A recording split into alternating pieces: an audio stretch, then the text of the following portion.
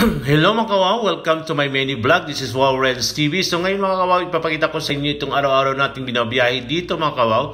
Ayun, papasok sa trabaho. Dito mga kawaw, nakita nyo na napaganda yung mga gusali na nandito sa Saudi Arabia at na mapawangaw ka at mapamanga ka dito mga kawaw.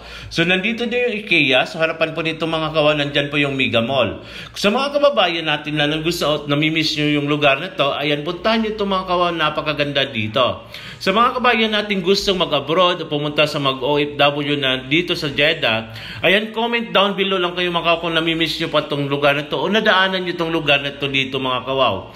So sa mga kababayan natin gusto mag-abroad, so magbaon tayo ng malaking pasensya, ayan, dito sa Saudi Arabia kasi isa na tayong dayuhan dito mga kawaw. So kailangan natin sumunod sa mga rules and regulation para hindi tayo magka-problema. So dati kasi may mga sabi-sabi hindi maganda yung Saudi Arabia. Hindi po totoo po yan mga kawaw. Napakaganda po dito ngayon. Ito po yung Jeddah mga kawaw, sa travel vlog tayo. So dati kasi hindi ko napupuntahan itong mga dati nagbablog ako, hindi pa ako nagbablog. Ayan, nadaanan ko na itong buong Saudi Arabia. Halos naikot ko na yung buong Saudi Arabia mga kawaw kasi pa-travel ako. Ito yung travel vlog ni Wow. Nandito po ito yung lugar na ito. Nakikita nyo yung mga kawaw, talagang napakaganda. Yung lugar na yan, yung mga residential area po yan siya mga kawaw.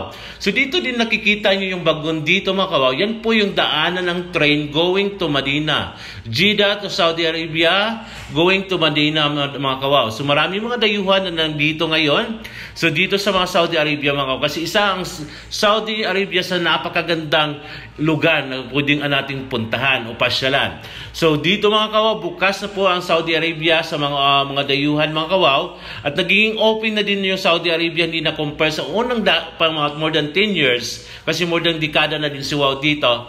Ayan yung iba na pong kalaking kaibahan kasi nagiging open na po yung Saudi Arabia, hindi na katulad dati. Ito naman yung paggabi mga kawaw, ito nidaanan natin pagpa-uwi. Yan po yung night view dito sa Jeddah. Ayan, pauwi na po tayo mga kawaw. Yan po yung dito yung area na yan. Ayan yung going to Medina Road na po tayo pabalik. Kung daanan na araw-araw kung dinadaanan. Kung nandito po kayo sa Jeddah, comment down below lang po kayo kung namimiss nyo o alam nyo po tong lugar na to. Ito yung Talia Street, nandito ngayon mga kawaw. So dito tayo going to Marwan tayo. Ito pa uwi na tayo mga kawaw. Ayan, binaybay ko yung lugar nito. So almost 12:30 PM na. O madalang AM rather. So ganyan yan kasipag sa Wow. Ito yung araw-araw natin na biyahe. Ayan, almost 30 minutes yung biyahe natin kasi dito naman mga hindi masyadong traffic. Ito yung kagandahan dito mga kawaw, yung bibihira ka magkaroon ng traffic.